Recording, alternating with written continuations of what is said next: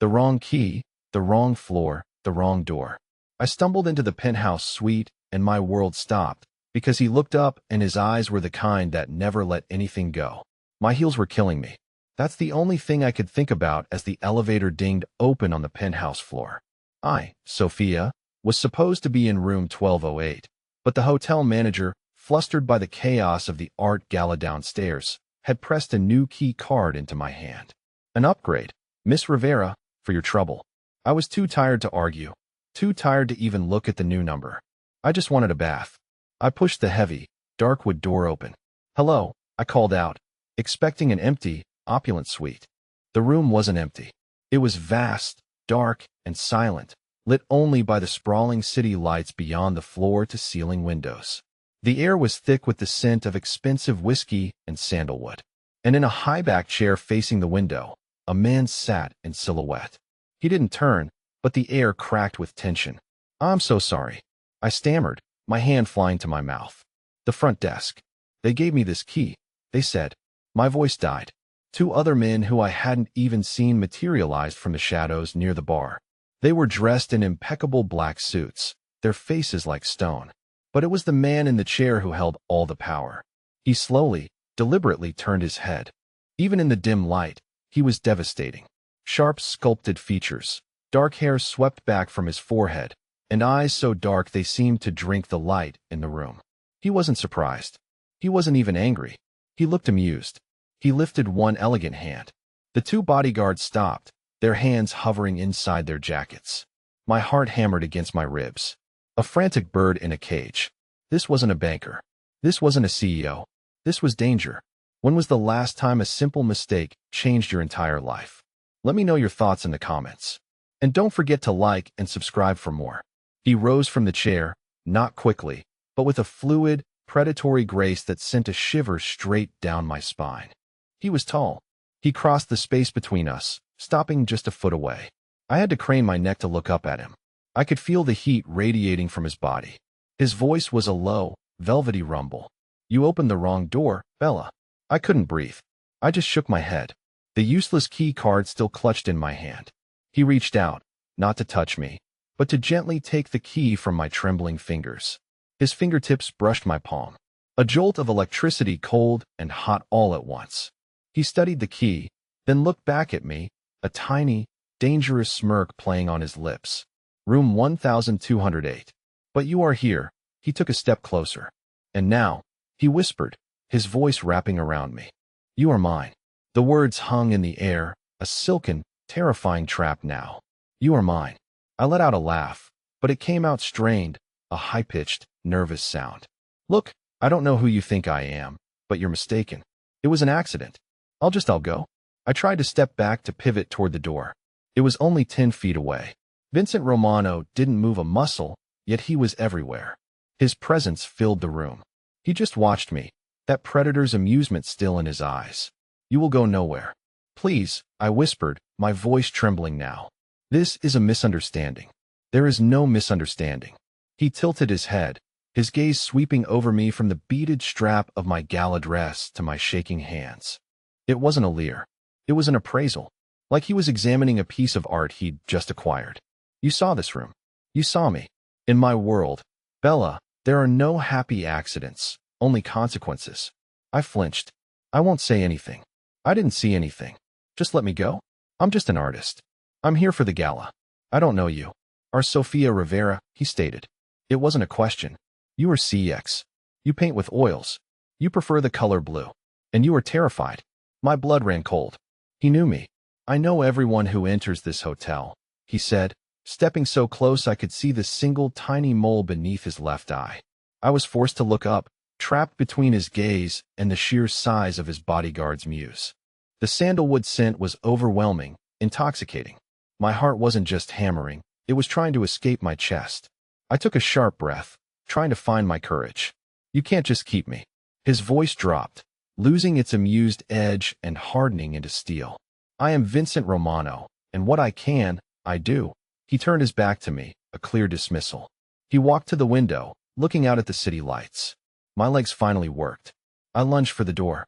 I didn't even make it 2 steps before the bodyguards crossed in front of me, blocking the path. The sound, sharp and final, echoed behind me. I spun around. Vincent hadn't moved. He was watching my reflection in the glass. He lifted a hand and spoke in Italian to his men. Bring everything of hers. He turned his head, his dark eyes locking onto mine in the reflection. Your room, 1208. It is no longer yours. Your things will be brought here. You will stay where I can see you. The hotel room, once a symbol of luxury, had just become a cage. This is insane, I snapped, my voice shaking with a pathetic mix of terror and anger. You can't just abduct me. I'm an American citizen. People know I'm here. My gallery knows. Vincent merely lifted an eyebrow. He was back in his chair by the window, a glass of whiskey in his hand. He hadn't touched it. He just held it, the amber liquid catching the light. Your gallery, he said, his voice a bored monotone, believes you are so inspired by your new complimentary penthouse suite that you have turned off your phone to focus on your art. They were very understanding. Ice water sleuthed through my veins. You called them already. I am thorough. My own phone. I fumbled for the small clutch purse I still had slung over my shoulder. It was gone. I dropped it. It didn't matter. One of his stone-faced men was probably wiping it clean as we spoke. What do you want? I demanded, planting my feet. If I was going to be a prisoner, I wouldn't be a cowering one. Money. I don't have any. I'm an artist, not a not whatever you are. This finally brought a reaction. His eyes narrowed, not in anger, but in calculation. He stood up again, and my stupid, traitorous body tensed, half in fear, half in something else. This close, I could see the fine texture of his white shirt, the way it stretched across his shoulders. What I am, he said, his voice dangerously soft, is a man who values privacy. And you, Sofia Rivera, you saw my face. You saw my men. You stumbled into a meeting you should not have. I cried. Just you and your men. You weren't, I don't know, doing Mafia stuff. He smiled. It was the most terrifying thing I had ever seen. Mafia stuff. He savored the words as if they were a new flavor. You watch too many movies. He took a step toward me. I took an involuntary step back, hitting the cold marble of the bar. Trapped. He didn't touch me. He just leaned in close enough for me to see the individual black lashes framing his dark eyes. I don't need money. I want silence. And until I am sure of yours, you are a liability. A beautiful, loud, terrified liability. His gaze dropped to my mouth. My breath hitched. My entire body went rigid. This man was a monster. He was my captor. So, why was my skin tingling? Why was I noticing the sharp, clean scent of his soap under the sandalwood and whiskey? The heavy wooden door opened. Two of his men wheeled in my luggage. My entire life packed into 2 suitcases now delivered to my cage. Unpack, Vincent ordered, stepping away. The spell was broken. Make yourself comfortable. You will be here for some time. The suite was massive, all glass and cold marble, but it felt like a shoe box with him in it. For hours, I sat on a plush cream-colored sofa that probably cost more than my apartment while he worked. Vincent Romano was at a large mahogany desk, his back to me. He took call after call, his voice a low, rhythmic stream of Italian. It was sharp, clipped, and utterly commanding. He didn't raise his voice. He didn't have to. The authority was absolute. His bodyguards were posted outside the suite, but he was the most dangerous thing in the room. I was his prisoner, but he was ignoring me. It was a strange kind of torture, making me feel insignificant and at the same time hyper-aware of his every move. Finally, thirst won out over fear. I needed water. The kitchen area was on the other side of the room, requiring me to walk directly past his desk. I stood, my legs stiff. I moved silently, my bare feet padding on the thick rug. He stopped talking mid-sentence. I froze. Slowly, he swiveled in his chair, his dark eyes pinning me. He muted his call. Do you need something? He asked, his voice smooth. Water, I said, my voice coming out as a croak. He gestured to the kitchen. My home is yours, he said, the irony thick. For now. I hurried to the kitchen, my back prickling, entirely aware of his gaze on me. I grabbed a bottle of water from the massive stainless steel fridge. As I turned, my hand shaking, I let out a sharp yap. He was right there. I hadn't heard him move. I stumbled back, my shoulders hitting the cold metal of the fridge. My heart leaped into my throat. He hadn't moved to threaten me. He was just there, closer than he had any right to be. He reached past me, his arm brushing my shoulder to open a cabinet above my head. His body heat enveloped me, the scent of sandalwood and something uniquely him filling my lungs. I was trapped between the fridge and his body. "Tea," he murmured, his voice a low vibration that I felt in my bones. He pulled down a small wooden box. He was so close I could see the faint stubble on his jaw, the way his dark lashes cast shadows on his cheekbones. My entire body was a live wire screaming danger at the top of its lungs. But another traitorous part of me was just aware. I was too tired to run, too angry to cower. He stopped just inches away. He didn't reach for me. He just looked at me, his gaze tracing my features as if trying to memorize them. "You are shaking," he observed, his voice a low rumble. "I wonder why," I retorted, though the fight was draining out of me, leaving only a cold dread. "He will come for you," Vincent said, his voice soft. "Marco, he saw he will try to use you to break me." "Then let me go," I whispered, the plea tearing from my throat. "Let me go and I'll disappear. I'll never tell anyone. It is too late for that." He lifted a hand and I flinched. He paused, his hand hovering in the air between us. Then slowly, as if approaching a skittish animal, he brushed his thumb over my cheekbone. His touch was shockingly gentle, a callous, warm jolt against my cold skin. "When I saw him look at you," he said, his voice rough, "I wanted to end him. Not for business, not for pride." He met my eyes. "For you." My breath hitched. He was confessing something. He was admitting a weakness. And then his gaze dropped to my lips. The air between us was electric, charged with fear and an impossible magnetic pull. "You," he whispered, "are the most dangerous thing that has ever happened to me, Sofia Rivera." He leaned in, closing the small distance between us. His other hand found my waist, pulling me against him with a possessive, desperate strength. His kiss wasn't gentle. It was a claim. It was a raw, bruising confession of every bit of tension that had been building since I'd stumbled through his door. It tasted of whiskey, sandalwood, and absolute power. And the most terrifying part, I didn't pull away. The kiss ended, but the charge remained. I was pressed against him, my hands on his chest, my heart hammering a rhythm that was equal parts terror and a wild, undeniable desire. He was breathing hard, his forehead resting against mine, his dark eyes closed as if he was fighting a war with himself. He had claimed me, and I had let him. The beep click of the penthouse door sliding open shattered the moment. We sprang apart. I stumbled back, my lips still tingling, my face flushed. A woman stood in the entryway.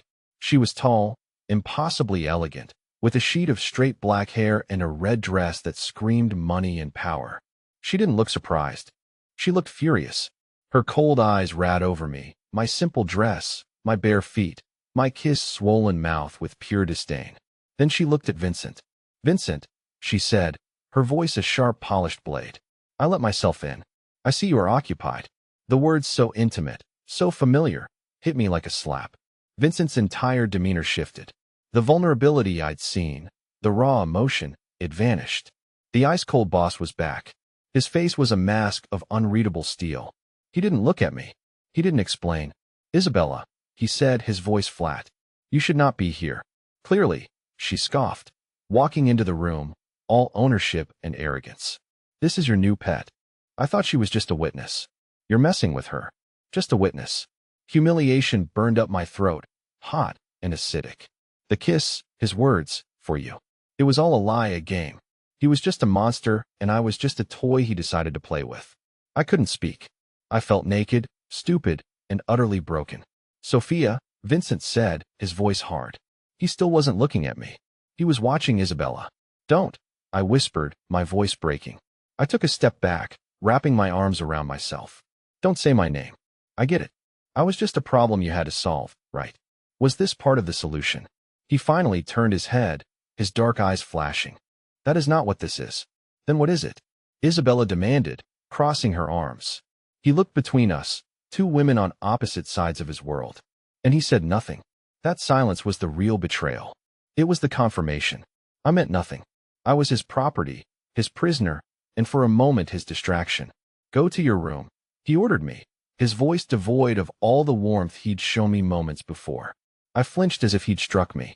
"Yes, boss," I spat, the word dripping with all my broken pride and shame. I turned and ran, not to the guest room, but to the front door. I didn't care about his men. I didn't care about Mr. I yanked the door open and slammed it shut behind me, the sound echoing the shattering of my heart. I didn't get far. I burst out of the penthouse, my bare feet slapping against the plush carpet of the exclusive hallway. I was sobbing, a raw, ugly sound that was torn from my chest. I felt like the world's biggest fool. I'd fallen for the oldest trick. A pretty cage and a handsome monster. I jabbed the elevator button over and over, my palm stinging. Come on. My blood turned to ice. It wasn't one of the guards. Vincent Romano stood at the end of the hall by the open door of the penthouse. Isabella was gone. He was alone, his chest heaving. He had run after me. Leave me alone, I spat, my voice thick with tears. Go back to your business arrangement. She is gone. I don't care, I yelled just as the elevator dinged and the door slid open. I lunged inside, jabbing the button for the lobby. The doors were closing. A hand shot between them, forcing them back open. He stepped inside and shut, and the door slid shut, encasing us in the small golden mahogany box. I pressed myself into the farthest corner, as far from him as I could get. You cannot go down there, he said, his voice a low, rough growl. Watch me. I'd rather take my chances with Marco. At least he's honest about what he wants. You just play games. Was I fun, Vincent? Was I a fun witness to mess with? The words hit him. I saw his shoulders tense. He didn't answer. Instead, he slammed his hand against the emergency stop button. The elevator jolted, shuddered, and came to a dead halt between floors. The sudden silence was deafening. What are you doing? I shrieked, a new wave of panic rising. He turned on me. In 2 strides, he crossed the small space, bracing his hands on the wall on either side of my head. I was quiet. His face was inches from mine. His dark eyes frantic, his mask completely gone. She is nothing, he growled. She is a past. I am tied to a duty. She is not this. And what is this? I whispered, my anger trembling. This, he said, his voice cracking, is you in my penthouse, in my head, making me feel anything. Marco will not just break you, Sophia. He will destroy you to hurt me. I cannot let that happen. Why? I cried, my own tears blurring his face. Because I'm your property. No, he roared, and the word vibrated through the small space. He leaned his forehead against the wall next to my head, his eyes squeezed shut. Because you are the first thing I have ever wanted to protect, even from myself. He looked at me, his gaze raw, desperate, and stripped of all his power. Do not run from me, Sophia, because I will always come after you. Run, and you are prey. Stay, and you are mine to defend.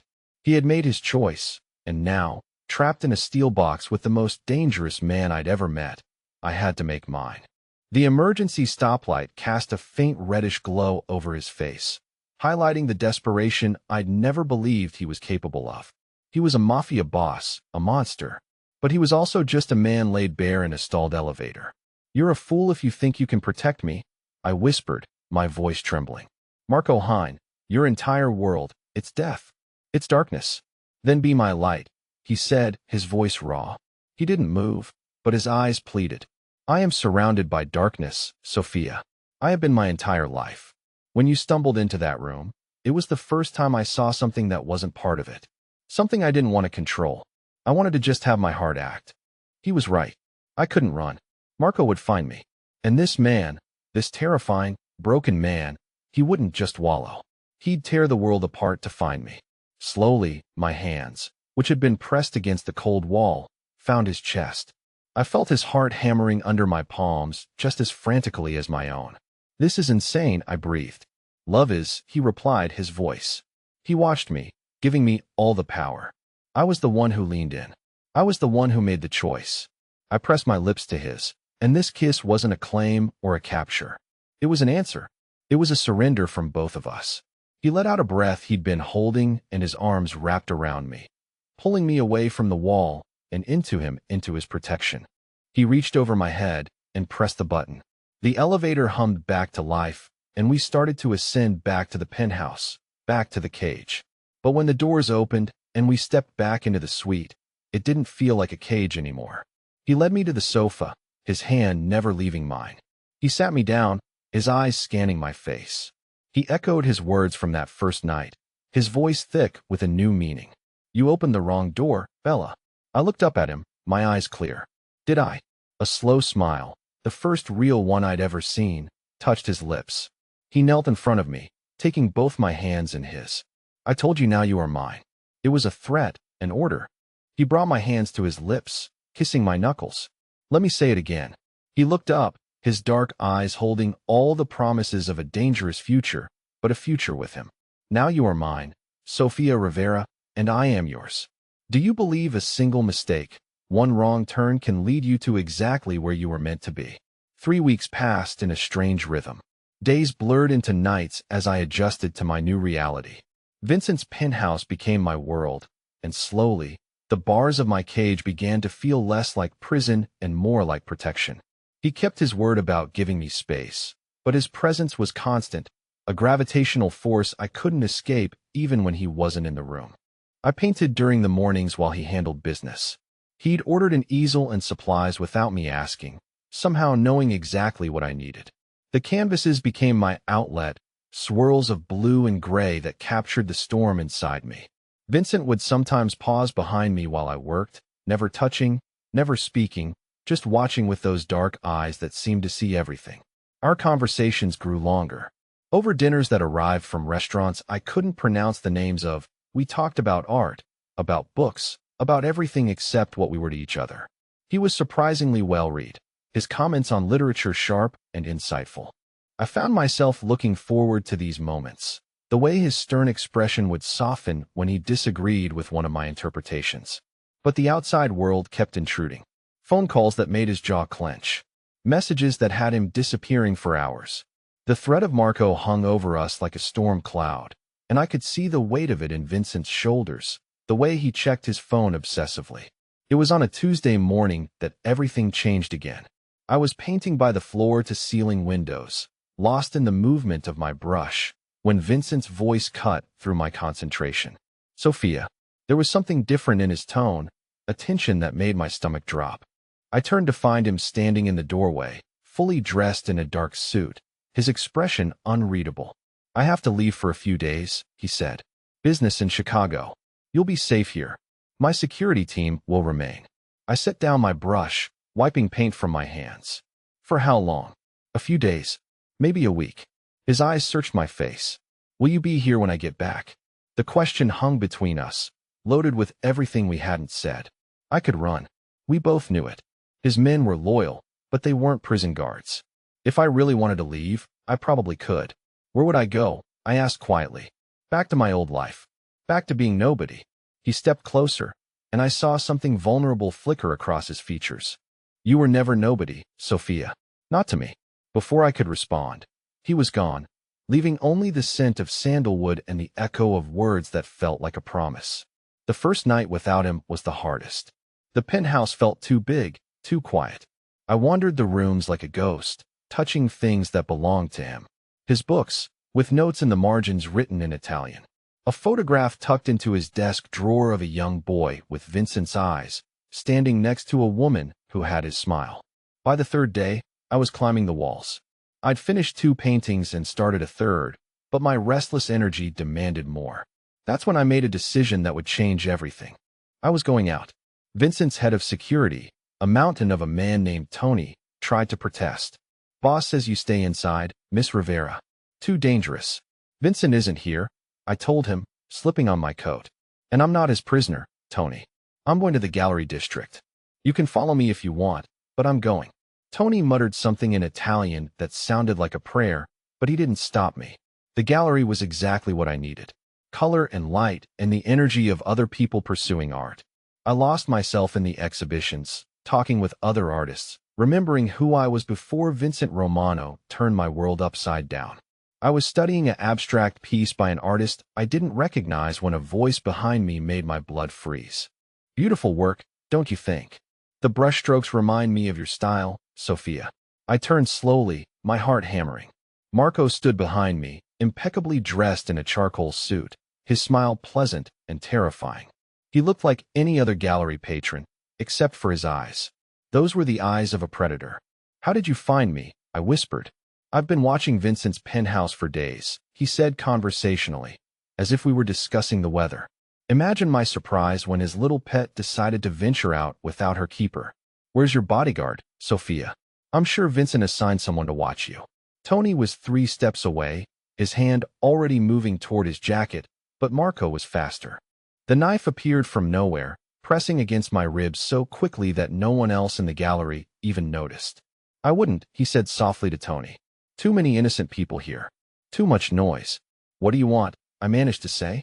The same thing I've always wanted, Marco replied. Vincent's cooperation. His territory. His connections. And now, thanks to his sentimental attachment to you, I have the leverage I need. He guided me toward the gallery's back exit, the knife a constant reminder of how quickly things could go wrong. Tony followed at a distance, speaking rapidly into his phone, but he couldn't risk a confrontation in such a public space. The car was waiting in the alley. Black sedan, tinted windows, 2 more men I didn't recognize. This is how it ends, I thought. All of Vincent's protection, all his promises, and I'm still just a pawn in someone else's game. They didn't blindfold me this time. Marco sat beside me in the back seat, completely relaxed, as if kidnapping women was just another Tuesday for him. You know, Sophia, he said as we drove through the city, I've done my research on you. Quite talented. Your painting of the storm over the harbor sold for $15,000 last year. I didn't respond. There was nothing to say. We could have been partners, you and I, Marco continued. Vincent's too rigid, too old-fashioned. He sees business as war. I see it as opportunity. But he had to make it personal. Had to fall for his pretty little prisoner. Now everyone suffers. The warehouse was different from what I'd expected. Not the industrial decay of movie cliches, but a clean, modern space that looked more like an office than a criminal hideout. Marco led me to a room with floor-to-ceiling windows and told me to make myself comfortable. How long, I asked.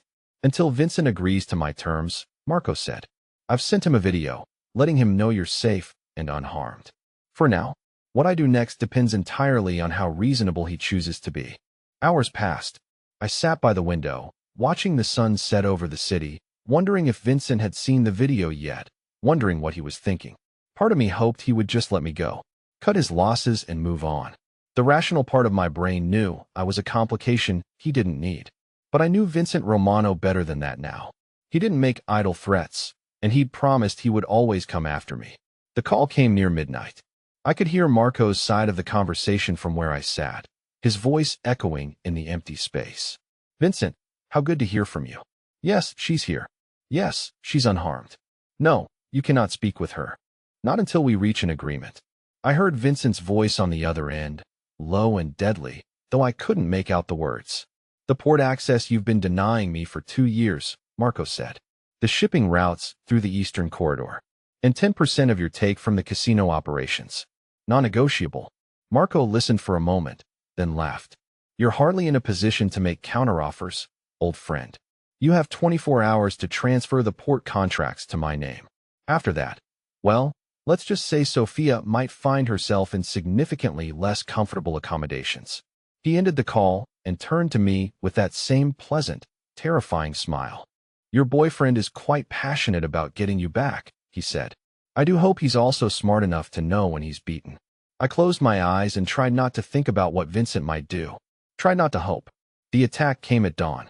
I was dozing fitfully in the chair when the first explosion shattered the windows. The sound of gunfire erupted from somewhere below us, rapid and intense. Marco's men were shouting, running, and through it all I could hear Vincent's voice cutting through the chaos like a blade. Marco grabbed me, dragging me away from the windows as glass rained down around us. His pleasant mask was gone now, replaced by something desperate and ugly. He pressed his gun to my head as his remaining men formed a circle around us. Vincent appeared in the doorway like something out of a nightmare. His suit was torn, his face streaked with blood, and his eyes held a fury I'd never seen before. Behind him, Tony and 3 other men swept the room with military precision. Let her go, Marco, Vincent said quietly. This is between us. Marco's grip on me tightened. You destroyed my warehouse, killed my men, and you want to negotiate. You've lost your mind. No, Vincent replied, stepping closer. I found something worth fighting for. Something worth protecting. Sophia isn't part of our world, Marco. She doesn't deserve to die for our mistakes. She became part of our world the moment you decided to keep her, Marco snarled. You made her a target. You turned her into a weapon to be used against you. This is on you, Vincent. Vincent's gaze found mine over Marco's shoulder. I saw something in his eyes then, a question and an apology all at once. I'm sorry, he mouthed silently. For all of this. For bringing you into my darkness. I want to be here, I whispered back, the words surprising even me. Vincent's expression shifted, hope and wonder replacing the despair. That moment of connection was all Tony needed. His shot was perfect, dropping Marco instantly. I fell to my knees as Vincent rushed to me, his hands gentle as he checked for injuries. Are you hurt? He asked urgently. Did he touch you? Did he hurt you? I'm fine, I said, but my voice was shaking. Vincent, I'm fine. He pulled me against his chest, and I felt his whole body trembling. I thought I'd lost you, he whispered into my hair. I thought I'd lost you before I could tell you how I feel. How do you feel? I asked, pulling back to look at his face. Like I've been living in the dark for 34 years, he said, his thumb tracing my cheekbone. And then you stumbled through the wrong door and brought light with you. I love you, Sofia Rivera. I love your strength, your fire, your terrible habit of disobeying my direct orders. I love the way you paint storms like you're capturing pieces of your soul. I love you too, I said, the words feeling like freedom. Vincent's smile was radiant, transforming his entire face. Then marry me, he said. Not because you're my prisoner, or because I'm keeping you safe. Marry me because you choose to. Because you want to build something real in all this darkness. I thought about my old life, my tiny apartment, my quiet existence. Then I looked at this dangerous, complicated, utterly devoted man who would tear the world apart to protect me. Yes, I said. Yes, Vincent Romano, I'll marry you. But I have one condition. Anything, he said immediately. I get to paint our story, I told him. All of it. The darkness and the light. The fear and the love. The wrong door that led to exactly the right place. He kissed me then, deep and desperate and full of promises.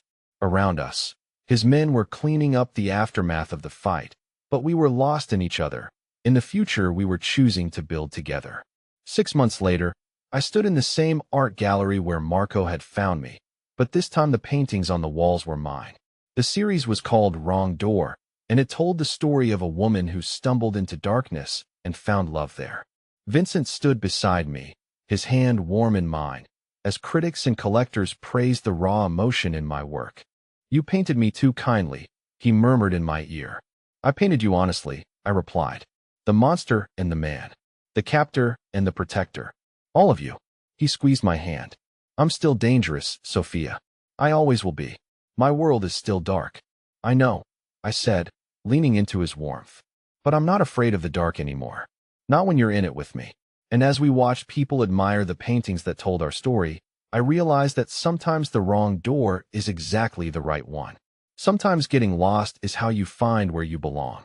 Sometimes love grows best in the spaces between fear and trust, between captivity and freedom, between the darkness and the light. I was Sofia Rivera Romano now, wife to a dangerous man, artist of my own destiny. And I had never been more free.